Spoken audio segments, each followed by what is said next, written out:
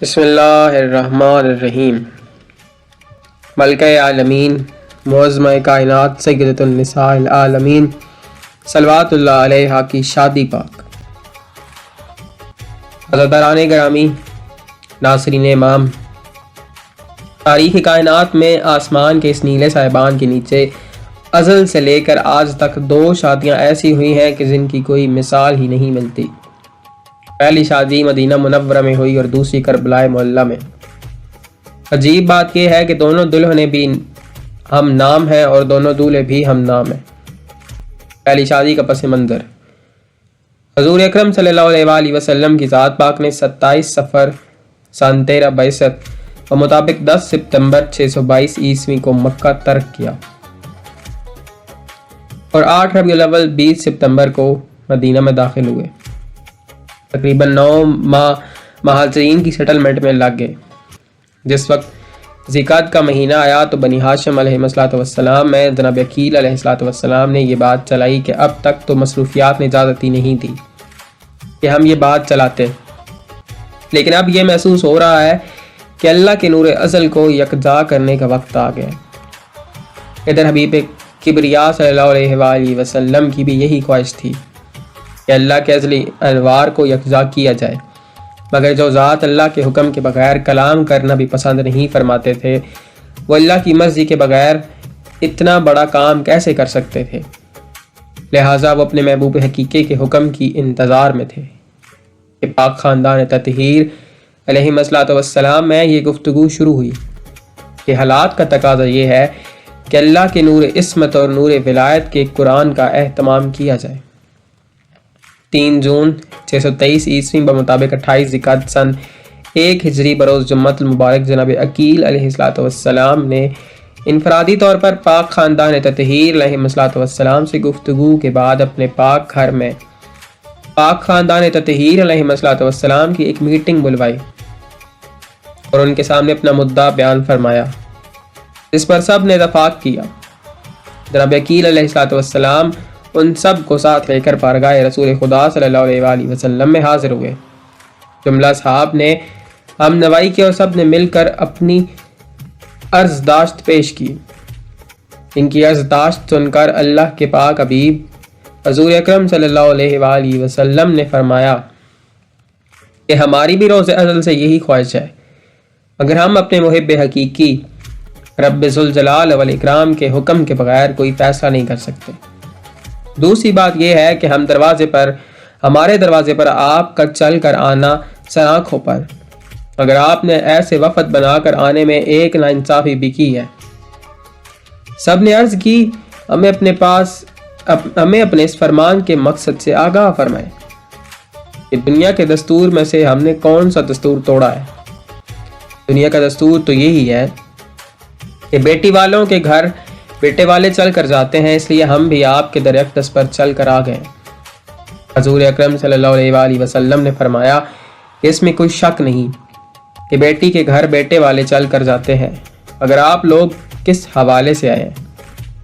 جناب عقیل علیہ السلام نے عرض کی، آقا صلی اللہ علیہ وآلہ وسلم، آپ اچھی طرح واقف ہیں کہ شہنشاہ معظم امیر المومنین علیہ السلام ہمارے سگے بھائی ہیں اور مجھ سے 10 برس چھوٹے بھی ہیں۔ آج اگر ہمارے بابا پاک علیہ السلام موجود ہوتے تو وہ خود تشریف لاتے، مگر وہ موجود نہیں ہے، اس لیے ہمیں آنا پڑا۔ انہوں نے فرمایا کہ آپ جو شہنشاہ معظم امیر المومنین علیہ السلام کی طرف سے آئے ہیں، پہلے ہمیں یہ تو بتائیں کہ کیا وہ آپ کے گھر میں پیدا ہوئے تھے؟ آپ جو ان کے بزرگ بن کر آ گئے ہیں، یہ جس کے گھر میں پیدا ہوئے ہیں وہ خود کیوں نہیں آیا؟ انہوں نے عرض کیا کہ اچھا یہ بات ہے تو ہم واپس جا رہے ہیں، اگر اسے ضرورت ہوگی تو وہ خود چل کر آ جائے گا۔ اس وقت انہوں نے یہ عرض کر کے اٹھنے کا ارادہ کیا تو فوراً جبرائیل امین نازل ہوئے اور آ کر عرض کیا کہ حضور کے ازلی محب کا فرمان ہے کہ واقعی انہوں نے دستور کو توڑا ہے، مگر اب میں خود اپنے خانہ ذات کی خواستگاری کے لیے ایسے انداز میں آؤں گا کہ ساری کائنات ششدر رہ جائے گی۔ فرمایا جیسے ہی ذی الحج کا چاند نظر آئے گا، اسی رات میرا ایک پیغمبر شادی کا پیغام لے کر آئے گا۔ اس کے بعد میں خود خواستگاری کے لیے آؤں گا، پھر شادی ہوگی اور اس کے بعد دعوت ولیمہ، اور یہ ایسی دعوت ولیمہ ہوگی کہ اولین و آخرین کو یاد رہے گی۔ آپ تمام اہل مدینہ کو اطلاع دیں، بلکہ تمام عرب کو مطلع کریں کہ وہ یکم ذی الحج کی رات کو اپنے گھر کے صحن میں موجود رہیں اور میرے پیغمبر کے آنے کا منظر دیکھیں۔ یکم ذی الحج بمطابق 5 جون 623 عیسوی کی شب آئی تو تمام اہل مدینہ بلکہ اہل عرب اپنے گھروں میں اس پیغمبر کے آنے کے منتظر کھڑے تھے جو خالق اکبر نے بھیجنا تھا۔ جون کا مہینہ تھا، شدید گرمی کی راتیں تھیں۔ کئی لوگ اپنی چھتوں پر چڑھ گئے اور کئی صحن میں یہ دیکھنے کے منتظر تھے کہ دیکھیں تو صحیح اللہ کہ آج اللہ لڑکے والا بن کر آتا کیسے ہے۔ گویا یہ شادی خانہ آبادی کی تقریب کا آغاز تھا اور 5 جون سے لے کر 10 جون تک ان تقریبات نے جاری رہنا تھا۔ خالق ممکنات کی پاک ذات نے آسمانوں پر اعلان فرمایا کہ آج میں نے مالک ممکنات کے گھر میں ایک پیغمبر بھیجنا ہے۔ آسمانی ستاروں میں سے کون یہ فریضہ ادا کرے گا؟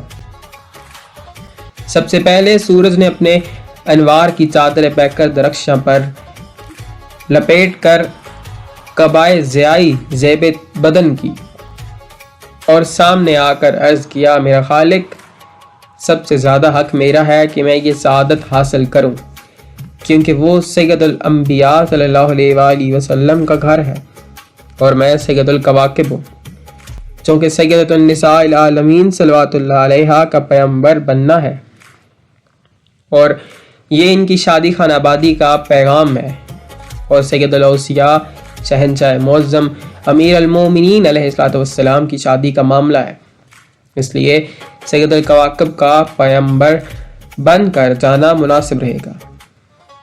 خالق کائنات نے فرمایا، ذرا منہ سنبھال کر بات کرو، تمہارا کام ہے مسلسل جلنا، اور ایسے مواقع پر کسی جلنے والے کو شریک کرنے کی کوئی گنجائش ہی نہیں، اس لیے تم خاموش رہو۔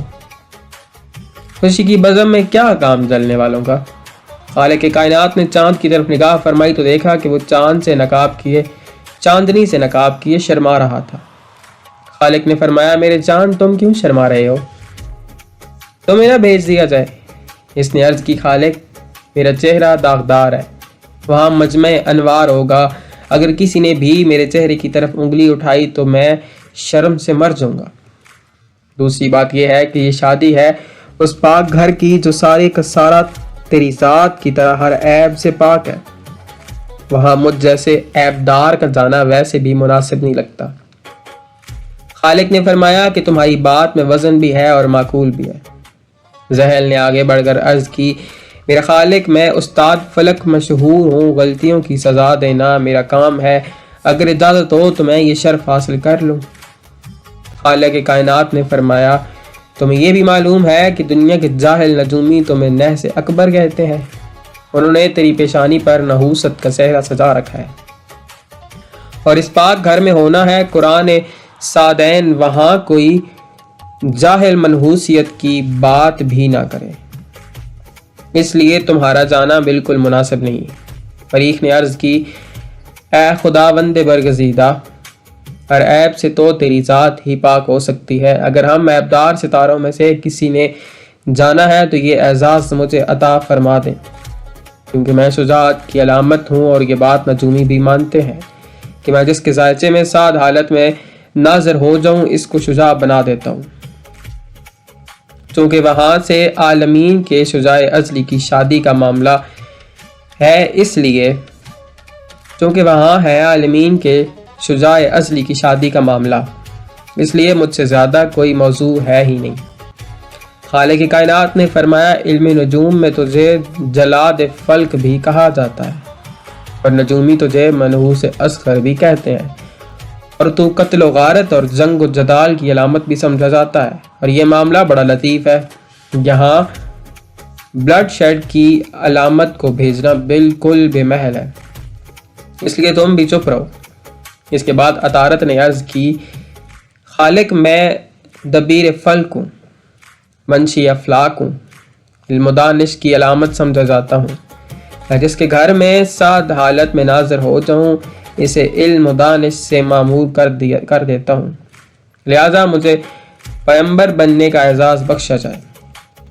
خالق کائنات نے فرمایا کہ تو ہے منشی فلک، تیرا کام ہے حساب کتاب کرنا، تو حساب کتاب کا عادی ہے، اور شادی اس ذات کی ہے جو بظاہر تو شہر علم کا دروازہ ہے، لیکن حقیقتاً وہ کل شیء علیم کا مصداق ہے۔ کہیں تم وہاں جا کر کوئی جاہلانہ بات نہ کر بیٹھو، اس لیے تمہارا وہاں جانا بھی مناسب نہیں ہے۔ اس کے بعد خالق نے مشتری سے مخاطب ہو کر فرمایا کہ تمہارا کیا ارادہ ہے؟ اس نے عرض کی میرا خالق تیری ذات بہتر جانتی ہے، علم نجوم میں مجھے دولت، امیرت، امارت اور تجارت کی علامت سمجھا جاتا ہے۔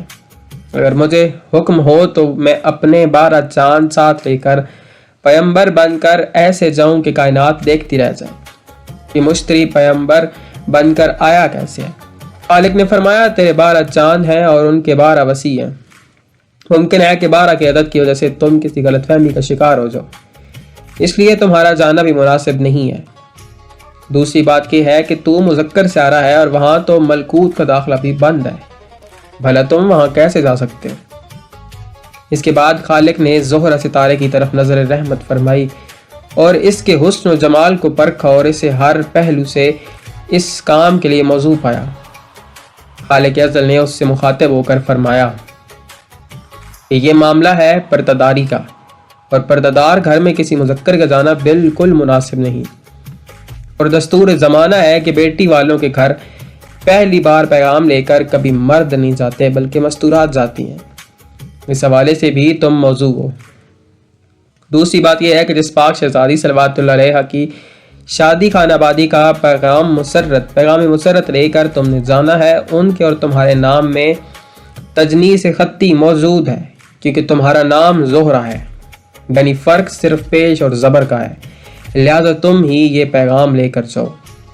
اسی وجہ یہ ہے کہ تجھے فنون لطیفہ کی علامت جانا چاہتا ہے۔ سب نجومیوں کا متفقہ فیصلہ ہے کہ زہرہ شعر و شاعری، آواز، موسیقی، ساز و سرد، رقص و طاؤس، حس حس، ذوق جمال اور ادب و بیان کی علامت ہے، اور شادیوں میں ان تمام چیزوں کی بہت ضرورت ہوتی ہے۔ سحرے لکھنے اور گانے پڑھنے ہوتے ہیں، بزم کو گرمانا پڑتا ہے، اس لیے تم سے زیادہ کوئی ستارہ موضوع ہے ہی نہیں، اور تجھے لولائی فلک یعنی آسمانوں کی ایک گانے والی لونڈی اور کنیز بھی کہا جاتا ہے، اور عجیب بات ہے کہ ستاروں کی ملکہ بھی تمہیں ہی کہا جاتا ہے۔ اس لیے اب تم تیاری کرو اور در اقدس پر سجدہ ریز ہو کر ہمارا پیغام پہنچاؤ۔